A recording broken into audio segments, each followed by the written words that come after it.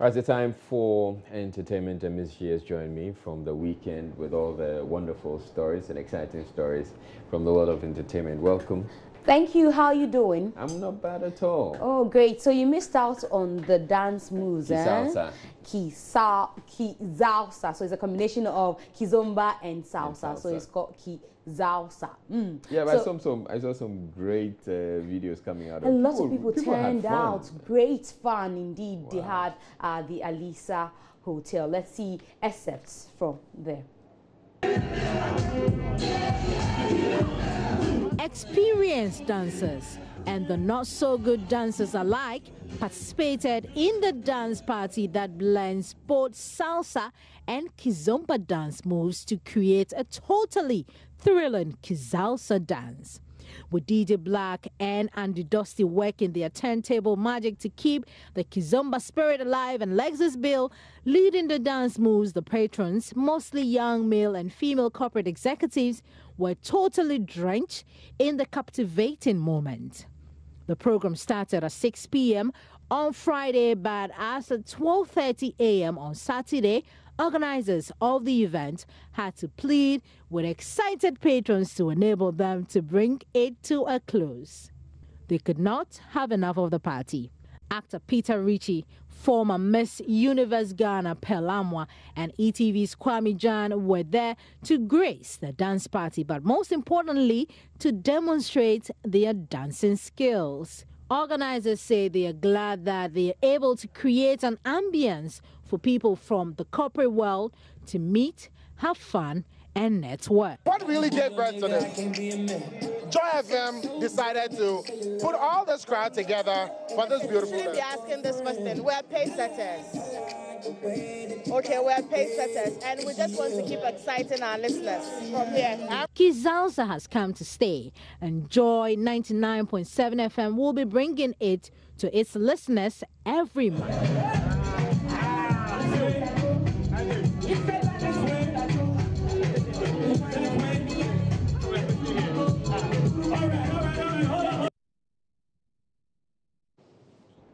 Okay.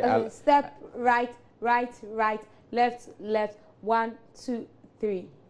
1, 2, 3. That's all I know. That's a little lesson I had when I tried it once. But at least I'm better than you. We don't have the full complement. I would have showed you some skills Israel. I beg you. This one, dear. You don't have any expertise when it comes to. You think so? Hey. You'll be surprised. At least I was able to read out the steps. No. I mean, mine is not about reading our steps. Papa. Mine is not about reading our steps. I'll show it to you. Okay. Sometime. Even whilst you sit. No, not here. So something interesting happened over the weekend. You know that there was the Ghana Miss Niger concert. Yep. But it's something that we have monitored. Let's build a precedence of the beefs that we've had over the years. Now, what happened actually is that we saw Shatta Wale for the second time show us maybe who Sergeant Lee is.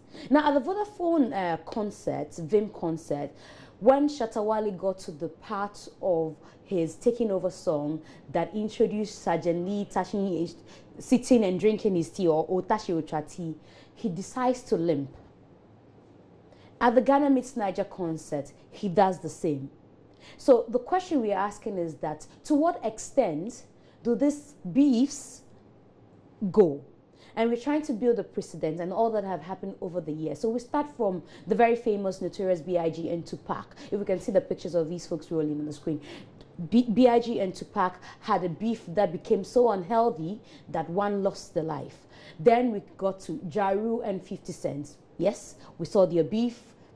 Well, that's okay. Now, back here in Ghana, we've seen beefs of the likes of Lumba Brothers, Daddy Lumba and Nene Champon, you know, where, yes, was lyrical. You could hear a song, Ankabede Nayoya tells you, you know that there's a jab being thrown at someone.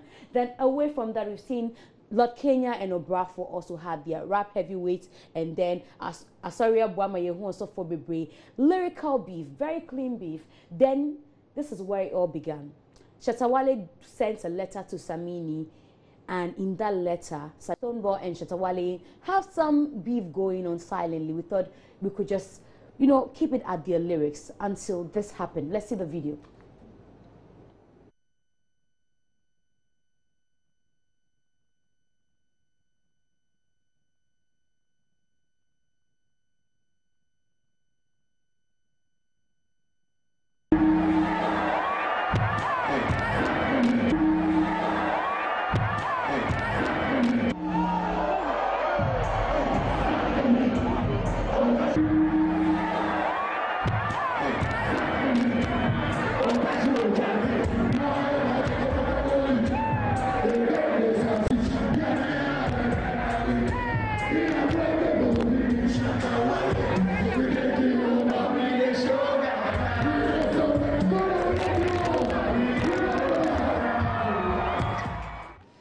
Lots of people have condemned this act. And I'm expecting that well, quite a few more people will come out and condemn. I mean, and bodies.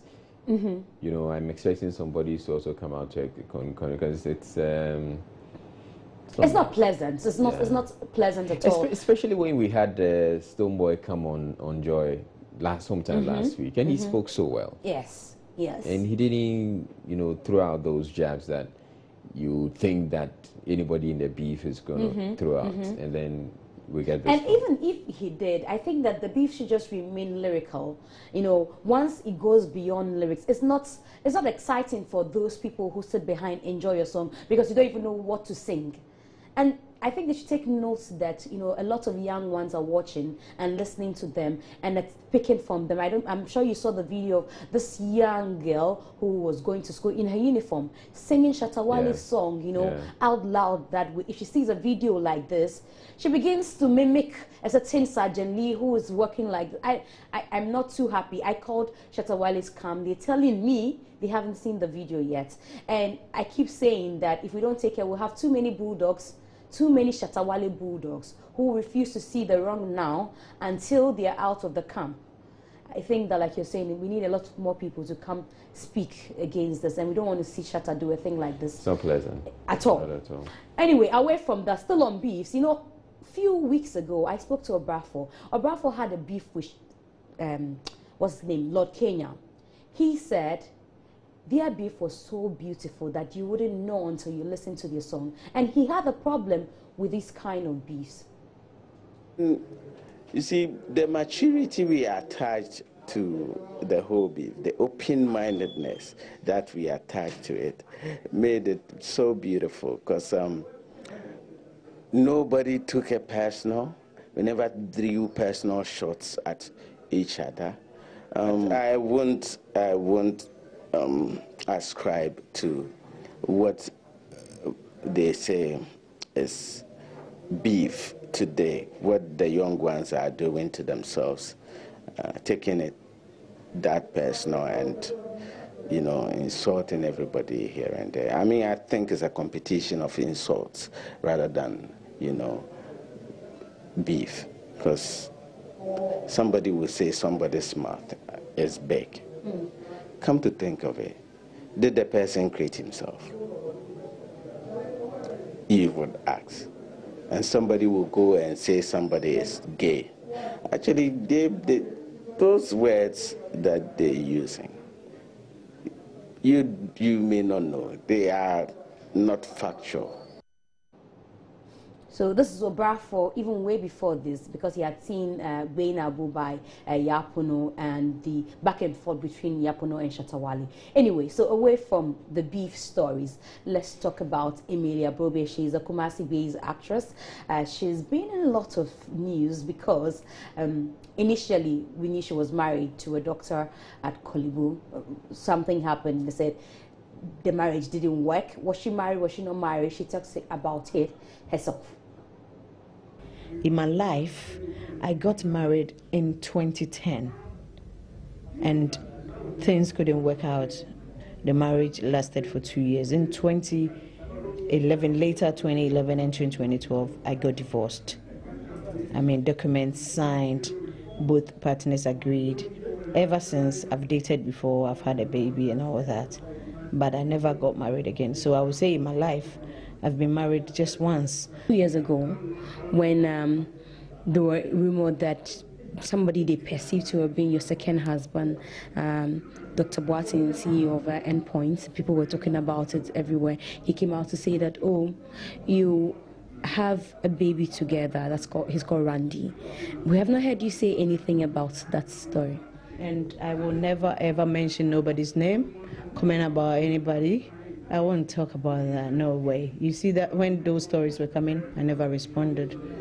I don't want to drag anybody's name. Whoever wants to respond can respond.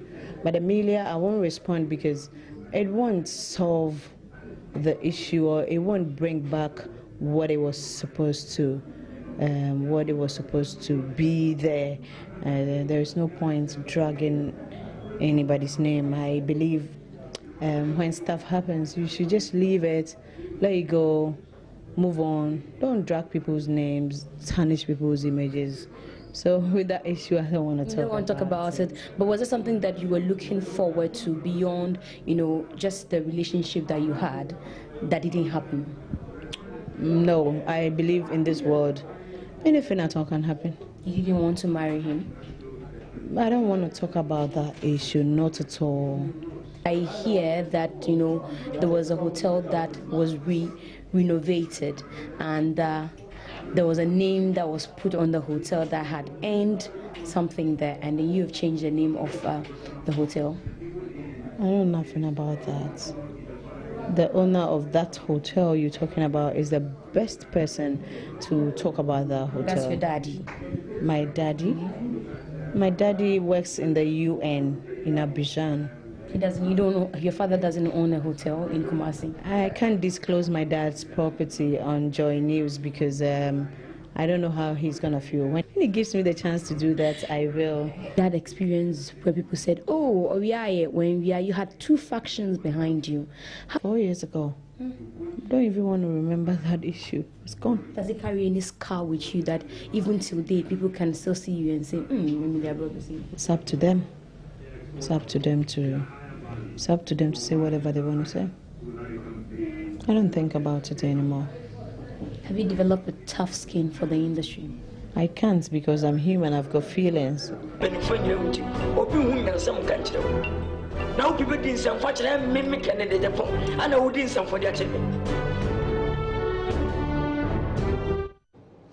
Well, that's Emilia Brobe, but I'm happy that she's doing well. I remember how, she had a lot of people criticizing her when she had got back from the States. They said she had stolen, and she had two factions, like I said, and the way she said moved on tells that she still carries some pain with her. But she has a new movie out. It's just that it's Endpoint production, even though she's not with Endpoint anymore. Everything, that's the disadvantage sometimes when you have a business with a partner. So Israeli passed something, and then Israeli is no more, and then you don't know whether to take off Israeli and leave your name. But anyway, life happens. Anyway, Oh, yeah. So Adamfo Bonny is showing at the cinemas. You need to go and watch that film by Emilia Brobe. So before I go, the Follow the Ladder challenge. Yeah, I've heard about it, and I quite don't get. I can't make sense of it. But I see it happening all over social media. All over social media. Lots of celebrities have done it. I've seen Media Force started. She climbed the wall. And I've seen Abeku Santana's. I've seen Efia Schwarzenegger's. I've seen a lot more people. I've seen Funny Face. And Funny Face Follow the Ladder challenge is the funniest I've seen. Now he tries to climb a tree and falls off and says, Kati, Kati, Kati, Kati. Kati video. But amazingly, some people from multimedia have their version.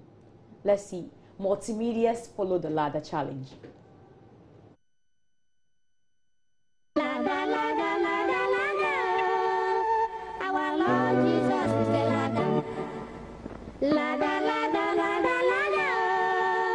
Our Lord Jesus is our ladder. Brother, follow the ladder. Yeah, follow the ladder. Yeah, follow the ladder to heaven. Sister, follow the ladder. Yeah, follow the ladder. Follow the ladder to heaven. Father, follow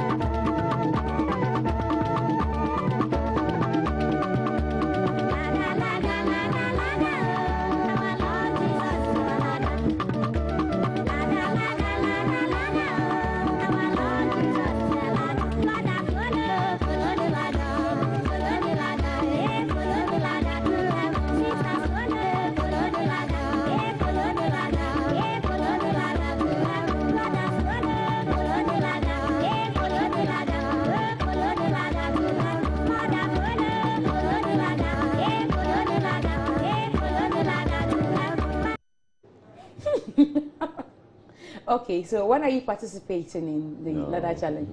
You're not going to get me. You are too gentle for this one. I'm not going to do. No, I mean, you don't want to follow the ladder to heaven. I'll do Salsa, but not this one. Okay, so the question is, if we all had to follow the ladder to heaven, how easy would that be? It doesn't work like that. But well, they're just having fun. Have you seen the original video? No, I haven't. Okay, so the original video has this singer called Agnes Ori and her singers or a vocalist following a certain ladder. Just when they climb the ladder, zooms into heaven. Oh, really? That's what brought about the ladder challenge. So the ladder just goes straight into heaven, and so everybody is trying to follow a ladder to heaven. But this multimedia one, the mast they're climbing is tall enough. It may probably just get them to heaven. Oh, really? They couldn't be done. They couldn't get to the top of the mast. I'm sure they wouldn't try to do that anyway. Really. So that'll be for entertainment. But before I go, I'd like to say a special evening to you, Asida Emisa, the little one. She's a very little girl. Yesterday, she says she needed me to do this. So, Asida Emisa, good evening to you and the entire Emisa family from Israel and myself. Yeah, sure. All right, you have a good evening. Thank you very much for bringing us entertainment. Thank you, Israel. Tomorrow I'll bring you my version of the ladder challenge. Are you going to climb anything? Oh, you didn't see mine? No, I haven't. Oh, I'll show it to you tomorrow. Okay. That's something to look forward to. And up next we'll bring you Journey's Interactive.